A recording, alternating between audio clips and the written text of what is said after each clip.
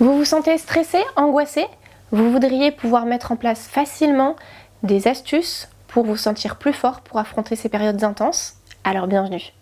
Bonjour, je suis Véronique, thérapeute en énergétique chinoise et aujourd'hui on va parler stress et angoisse, mais surtout trouver les clés pour s'en libérer.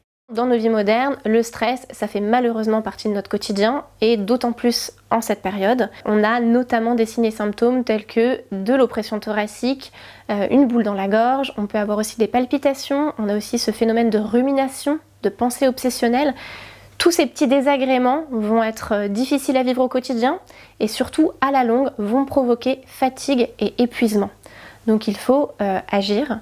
Il faut savoir qu'en médecine traditionnelle chinoise, les émotions et le corps sont liés.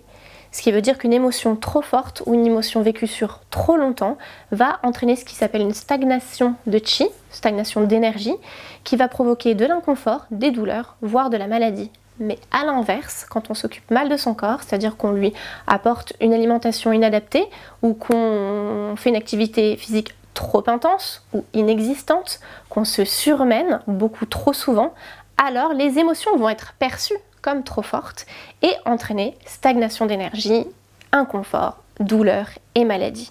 Donc on voit très rapidement qu'on a deux axes qui se dessinent. Donc d'abord les maux liés au stress qu'on va soulager notamment par de l'automassage et ensuite donc s'occuper de son corps pour le rendre plus fort, pour mieux supporter ces périodes. Pour commencer l'automassage, on va avoir deux choses à faire pour diminuer les effets du stress et de l'angoisse. D'abord, comme on a parlé de stagnation d'énergie, on va devoir libérer, faire circuler cette stagnation et donc on va travailler sur un point du méridien du foie qui s'appelle le 3 foie, qui se situe entre le premier et le deuxième orteil sur le dessus du pied. Le foie gouverne la fonction de drainage et de dispersion de l'énergie dans tout le corps. Donc on va venir stimuler ce point en pression circulaire, c'est un point qui peut être sensible. S'il est sensible, c'est qu'il a besoin d'être travaillé. Donc on y va progressivement en mouvement circulaire et on va venir travailler un pied puis l'autre et on peut refaire cet automassage tous les jours. Le deuxième axe en automassage, ça va être de relâcher, calmer le mental, qu'on appelle le shen en médecine traditionnelle chinoise. Et pour ce faire, on va utiliser deux points qui sont assez faciles à localiser. Donc on a le 20 doumaï. Donc pour le localiser, on va utiliser les pouces et index et on va venir faire comme un serre-tête. Donc on va venir poser les pouces au niveau du haut des oreilles et venir faire un serre-tête là où s'arrête le bout des index, au milieu sur la ligne médiane du crâne. Donc là, on est sur le point 20 doumaï et on va venir faire une pression circulaire sur ce point qui va permettre vraiment de calmer, faire redescendre la pression. C'est un point très important pour calmer le mental et également c'est un point qui va permettre de dynamiser notamment le côté intellectuel. Donc si vous avez par exemple des journées de travail stressantes et en même temps besoin d'un petit boost de concentration, c'est vraiment un point que je vous conseille de faire dans la journée. Donc pareil, c'est sensible, on travaille quelques minutes et on peut le refaire également tous les jours.